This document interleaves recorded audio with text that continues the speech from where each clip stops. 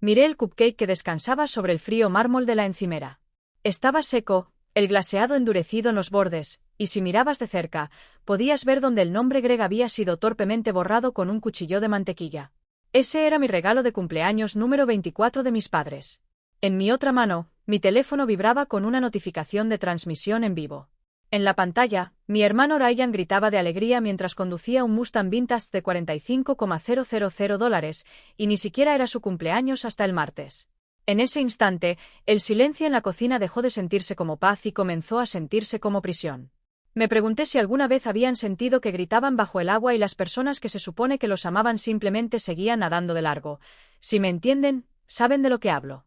Me comí el cupcake. El azúcar rancia y áspera raspaba el paladar y sabía a todas las fiestas en las que limpié papel de regalo mientras Ryan jugaba con sus regalos, a todas las graduaciones donde olvidaron encargar un pastel para mí, pero recordaron el champán para él.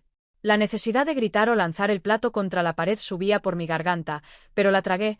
Gritar es desordenado y los arquitectos no crean desorden, lo arreglamos. Subí a mi habitación, la que todavía parecía un cuarto de huéspedes porque Susan nunca me permitió pintarla, y saqué el cuaderno rojo de mi cajón inferior, el que se suponía era para mis bocetos arquitectónicos, lleno de planos de casas que soñaba construir, estructuras de luz y acero donde cada línea tenía un propósito. Pero durante el último año, las páginas habían cambiado. Los bocetos fueron empujados a los márgenes, reemplazados por filas de números, fechas, gastos. Se había convertido en un registro de mi trabajo invisible. Abrí una página nueva y escribí la fecha, luego un cupcake rancio, $0. Al lado, el Mustang de Ryan, $45,000. Durante años me dije que así funcionaban las familias. Yo era la responsable, la organizadora, la que arreglaba todo. Ryan era el espíritu creativo que necesitaba apoyo. Pero mirando los números en tinta negra, no parecía apoyo, parecía robo. Yo había planeado sus aniversarios, manejado los caóticos gastos de David e incluso redactado los ensayos de Ryan para la universidad. Lo hice todo creyendo que el amor era una transacción, que si trabajaba lo suficiente, si era lo suficientemente útil, eventualmente me verían. Existe un nombre para esto. La trampa de normalizar la servidumbre, cuando te crían creyendo que tu valor depende de lo que puedes dar a otros, te conviertes en un utensilio, no en una persona, y no te vas porque crees que el problema es tu rendimiento, no su consumo. Pero la verdad es que una tostadora no recibe agradecimientos por hacer tostadas, simplemente se espera que funcione, y cuando se rompe, la reemplazan. Al pasar las páginas, la historia de mi servidumbre se desplegaba en tinta. Vi la entrada de hace 3 años cuando pagué el catering de su gala de verano porque la tarjeta de David fue rechazada, nunca me devolvieron el dinero. Vi la entrada del mes pasado cuando cubrí el alquiler de Ryan por problemas de flujo de caja de su startup. Susan había prometido reembolsarme y nunca lo hizo. El total al final de la página era asombroso. No solo dinero, eran horas de mi vida, era mi dignidad. El teléfono vibró de nuevo. Un mensaje de Susan. ¿Dónde estás? Los proveedores de la cena de bienvenida de Ryan necesitan que los dejes entrar. No un feliz cumpleaños, ni un ¿cómo estás?, solo una demanda de servicio. Miré el mensaje, luego el envoltorio del cupcake en mi escritorio. Algo dentro de mí cambió, no un estallido, sino un alineamiento silencioso, como un candado haciendo clic. No iba a dejar entrar a los proveedores, de hecho, no iba a estar allí. Tomé mi bolígrafo y agregué una nueva entrada al cuaderno. Honorarios de planificación de bodas, $10,000. Si querían un servicio, tendrían que pagarlo, y me aseguraría de que la factura se entregara en persona. Recordé el día en que recibí mi carta de aceptación al programa de arquitectura. Mi padre, David, se veía genuinamente serio, me sentó en su sillón de cuero, el único que no solía usar, y me dijo que el mercado había colapsado y que la herencia de mi abuela, el fondo destinado específicamente para mi educación, se había evaporado por fuerzas fuera de su control. Tenía 18 años y lo creí, tanto que tomé préstamos por $60,000, trabajé en 3 empleos, salté comidas y sueño, convencida de que mi familia sufría tanto como yo. Cargaba esa deuda como una piedra en el pecho, sintiéndome culpable por pedir ayuda. Pero escuchando a Ryan arrancar su nuevo auto vintage, las cuentas dejaron de cuadrar. Si el mercado destruyó mi futuro, ¿cómo financiaba su presente? Me di cuenta de que estaba resolviendo el problema equivocado. No era falta de fondos, era malversación de activos. Esperé a que la casa quedara en silencio. Susan y David se fueron a una cena y Ryan salía a presumir su juguete. La casa estaba vacía, solo el zumbido del refrigerador y el tic-tac del reloj de pie. Entré en la oficina de David. No necesitaba forzar la puerta. Tenía la llave porque durante 2 años organicé sus archivos, digitalicé recibos y preparé documentos fiscales. Fui directa al archivador marcado Archivos buscando historia. Saqué la carpeta de mi abuela, mis manos temblaban, no de miedo, sino de una fría ira vibrante. Abrí los documentos. El fondo fiduciario no se había perdido en el mercado, había sido drenado sistemáticamente en 5 años. Agosto de 2012, $20,000 mejoras del hogar, el verano que instalaron la piscina que no podía usar durante las fiestas. Noviembre 4, $15,000 capital semilla para el negocio de zapatillas de Ryan que cerró en 3 meses. Hace 3 días, $45,000. Adquisición de vehículo. Mi abuela no perdió dinero por la economía, lo perdió Ryan. Mi educación, mi seguridad, mi futuro, todo liquidado para financiar los caprichos de mi hermano y la imagen de mis padres. Tomé mi teléfono y empecé a fotografiar cada página, cada transferencia, cada mentira.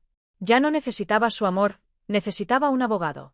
A la mañana siguiente, Susan irrumpió en la cocina con un portafolio. Chloe quiere una estética Hamptons, dijo, como si no viviéramos en una casa construida sobre mentiras. Tú manejarás la logística, Ashley. Sabes cómo Ryan se abruma con los detalles. La ignoré. Pedí acceso total a las cuentas operativas. Sonrió, confiada. Ese día, bajo el pretexto de organizar depósitos, hurgué más en los archivos digitales hasta encontrar la autorización de liquidación de activos. Mi nombre, Ashley Vance, falsificado con buena mano, fechado 3 años atrás. El cuarto se inclinó, mi visión se tuneló. Me deslicé al baño, cerré la puerta y me dejé caer contra el frío azulejo, luchando por respirar. Mi pecho se sentía aplastado por una viga de acero. Me quedé allí 20 minutos, permitiendo que el shock me atravesara. Me habían borrado, usado mi nombre para mi propia destrucción. Me levanté, me lavé la cara con agua fría y me miré al espejo. La chica que buscaba amor había desaparecido. La mujer que me devolvía mi valor era una arquitecta que acababa de encontrar la falla estructural y sabía cómo derribarla. Volví a la cocina, Susan examinaba telas. ¿Podemos permitirnos los peonías importados? Sí, dije, mi voz firme. Tomé el portafolio. Ya no planeaba una boda, planeaba una ejecución. La finca a orillas del lago brillaba bajo la luz dorada. El jardín era una obra de mi diseño, pero lo odiaba. Ryan en la cabecera, copa en mano, parecía un príncipe jamás negado. Ryan comenzó, qué afortunado soy por Chloe y esta familia, y mencionó a mi pequeña asistente, Ashley, provocando risas. Ese fue mi momento. Tomé el micrófono, apoyé el cuaderno rojo, y dije, gracias, Ryan. Tienes razón, sé cómo tomar órdenes. Llevo 24 años haciéndolo. Abrí el cuaderno y empecé a leer los números que financiaron todo. Arreglos florales, catering, champán vintage, el Mustang de $45,000. Los murmullos crecieron. Lo más caro no estaba en el registro de bodas, continué, mostrando la autorización del fondo fiduciario que firmaron falsamente con mi nombre. Ryan dejó caer su copa, David se levantó furioso. ¿Estás borracha? Siéntate. No, David. Estoy solvente. Por primera vez sé mi valor. Miré a Chloe. Tu anillo no fue comprado con amor, fue con el dinero que mi abuela dejó para mi educación. Llevas mi futuro robado.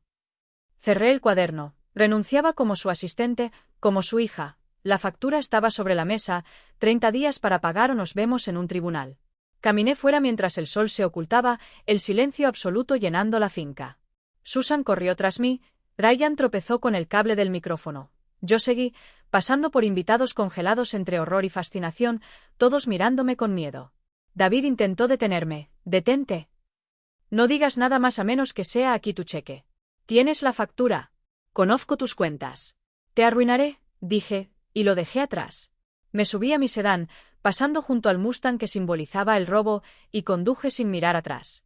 El litigio fue breve, el simple peligro de una investigación de fraude los obligó a pagarme. Compré un espacio de trabajo en un antiguo almacén, imperfecto, con luz magnífica que iluminaba el polvo danzando en el aire. Abrí mi cuaderno rojo, pero las páginas de deudas habían sido quemadas. Ahora contenía planos de una biblioteca comunitaria, usando las habilidades que me hicieron invisible para ser indispensable. Aprendí que la justicia verdadera no resta, suma, convierte el estiércol que te dieron en fertilizante para crecer.